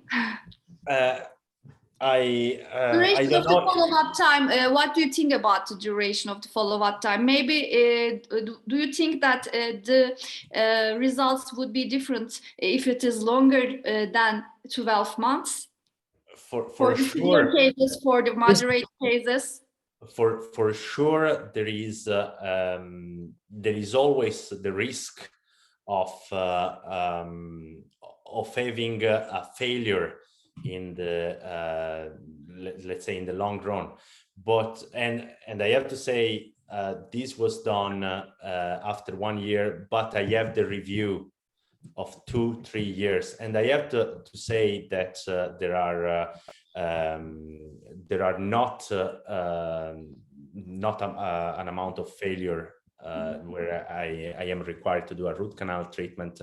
I'm just reviewing a few cases done 4 years ago this week, and they were with moderate and severe pulpitis, and they are still, one is alive, another one is unresponsive but no patosis, and no, wait, 2 are non-responsive with no patosis. I have a case. I don't know if I can share my screen. Can I? Yes, of course. I think you already. I don't know, because I'm preparing a lecture and I have probably a case in here. So I think you are already the co-host, and you can. Yes, you are, Roberto. You can share. Let me see if I can annoy you with something there.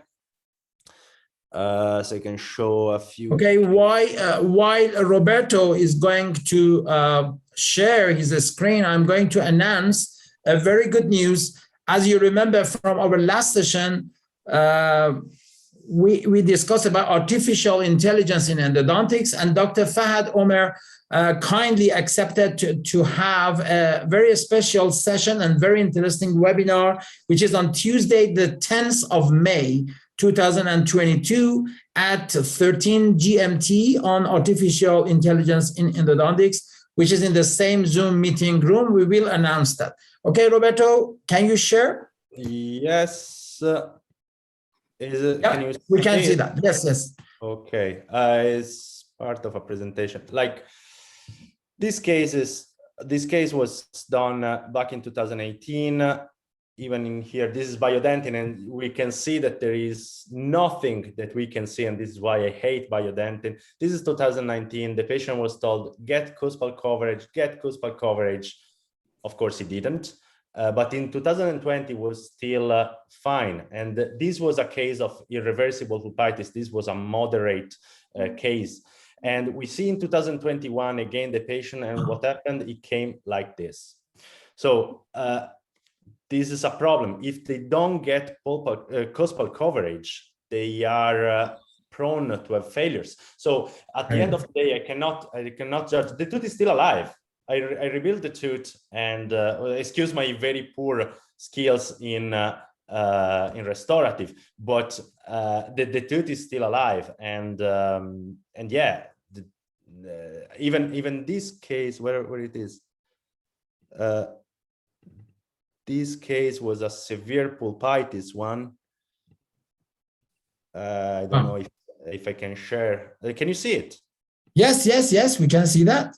So very clear. This case was a severe pulpitis one, and exposure, and is still there, still working, even though. So something that I want to see. This is the pulp that I want to see. So I want to see everything very clearly, like that. And this is the healthy pulp that I want to see. And this is the not Biodentin. I don't know if I can use, if I can say the name of the product, but this is the non-Biodentin thing. And it's, the tooth is still alive at the follow-up. Yeah, you can mention the name, because it is not about the brand. It is about transferring the knowledge. Okay, it's Well-Root PT, and is an extremely good good material. That I'm substituting Biodentin, but like that, I have several cases. And Roberto, aren't you worried about the calcification metamorphosis that completely obliterate the canal? Because if in the future the tooth needs a post or anything about the restoration, when we have this vast caries like that, then we need to be careful about that.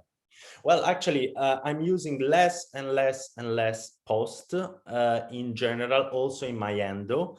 I'm using, whenever it's possible, I try to avoid full crowns, but we go for other types of indirect restorations.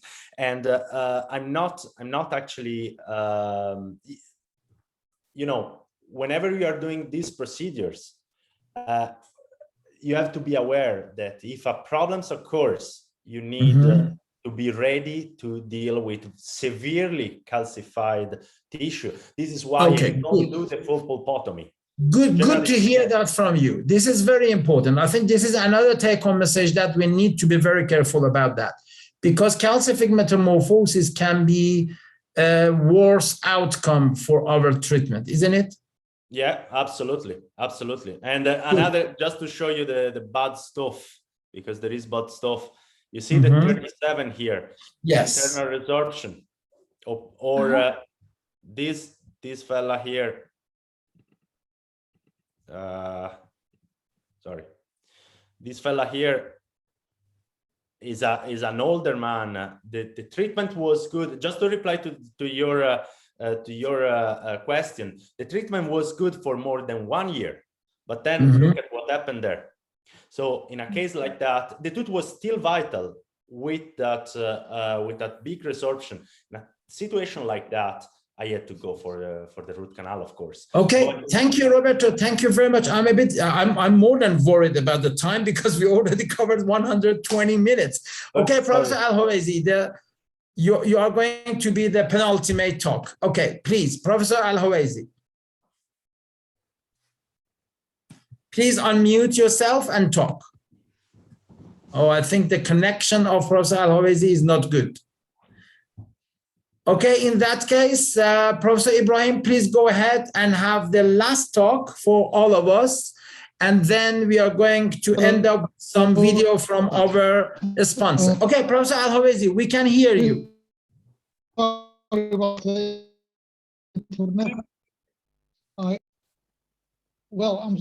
can you hear me? Yes. Can you hear? Yes. I'm sorry. And I'm very happy that I'm with you within an amazing topic. Really, this topic really is something very. It needs a lot of research because we don't have something clear cut to give as a treatment modality. And it's not as predictable as endo treatment. We don't have something that, to give to the patients and tell them clearly that this treatment will end up as a total success or it has some kind of failure. That's why, Roberto, I really liked your topic, and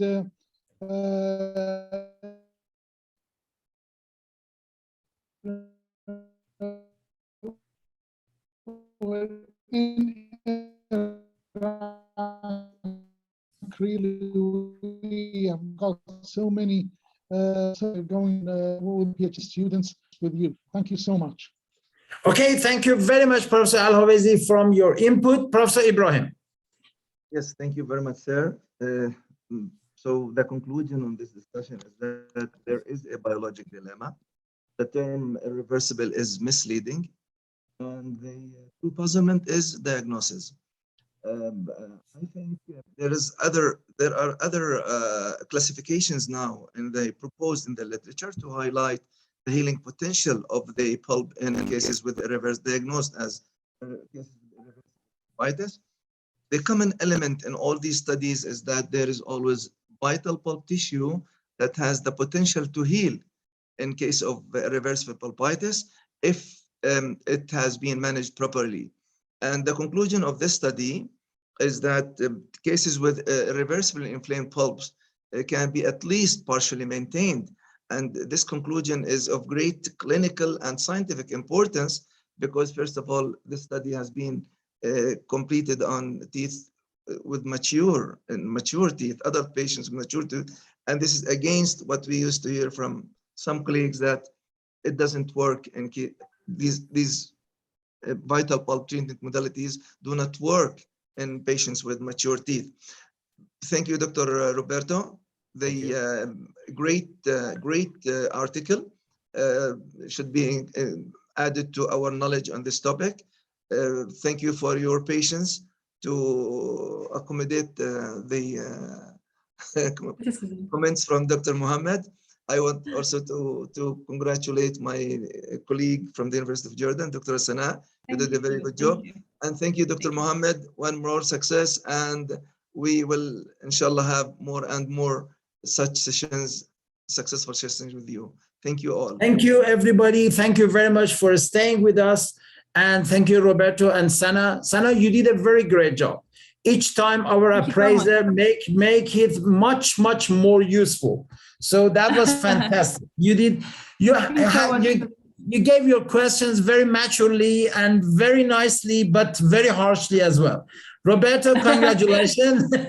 I think you are now ready for a lot of viva. Good luck with your PhD. Yes, I'm ready for the war now after this. Best of luck. Okay then. So thank you very much for staying with us. So we are ending our sessions with just broadcasting some of the videos from our sponsor. Thank you very much for being with us. Goodbye.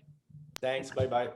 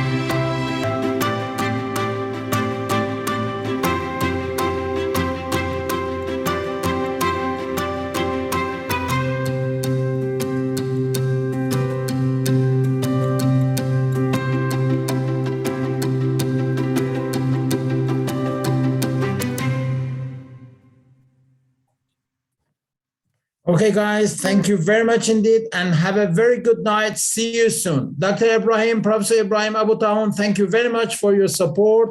Without you, it is impossible to do such a things. Professor Ardavan and others, Merich, all of you, thank you very much indeed. Hope to see you soon. Bye-bye.